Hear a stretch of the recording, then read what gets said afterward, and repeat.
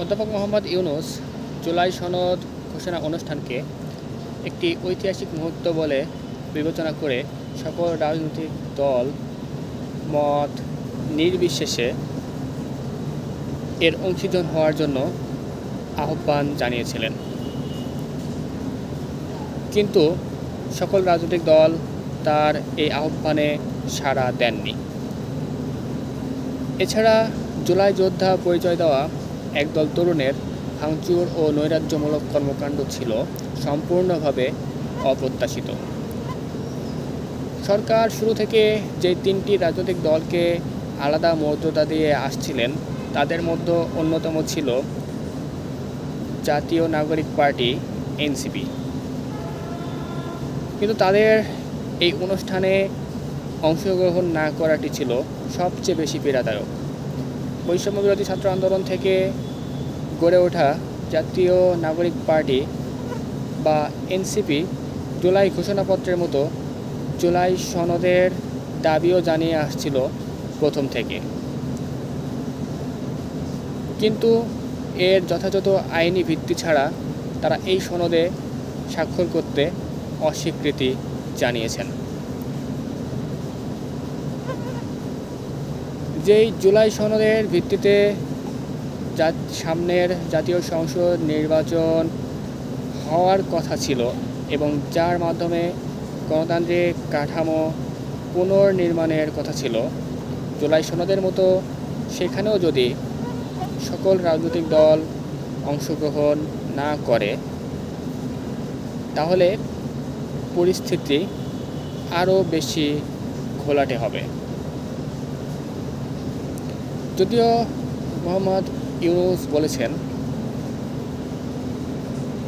জুলাই সনদ ঘোষণা অনুষ্ঠানের মধ্য দিয়ে আমরা যে ঐক্যর সুর বাজালাম সেই ঐক্য আমাদেরকে ভবিষ্যতে নির্বাচনের দিকে ধাবিত করবে এবং যদি প্রয়োজন হয় তাহলে আপনারা আবার নিজেদের মধ্যে বসে নির্বাচন নিয়ে যথাযথ পরিকল্পনা আপনারা করতে পারেন এবং কিভাবে ভবিষ্যতে বাংলাদেশকে শক্তিশালীভাবে বিনির্মাণ করা যেতে পারে সেই বিষয়গুলো নিয়ে আলোচনা করতে পারেন।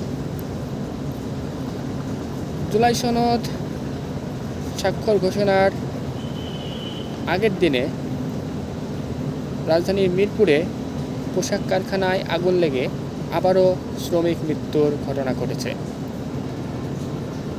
অভ্যুত্থানের পরবর্তীতে একের পর এক পোশাক কারখানা বন্ধ হয়ে যাওয়া এবং শ্রমিকদের বেকার হয়ে যাওয়ার ঘটনার মধ্যেই এই অনাকাঙ্ক্ষিত ঘটনাটি ঘটল।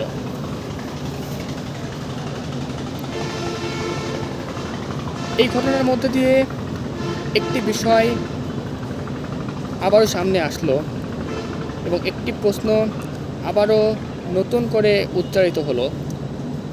বাংলাদেশের পোশাক খাতের যে অব্যবস্থাপনা,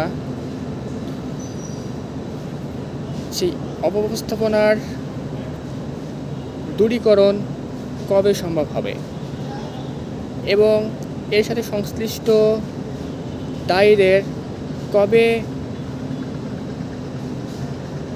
আইনের আওতায় আনা যাবে।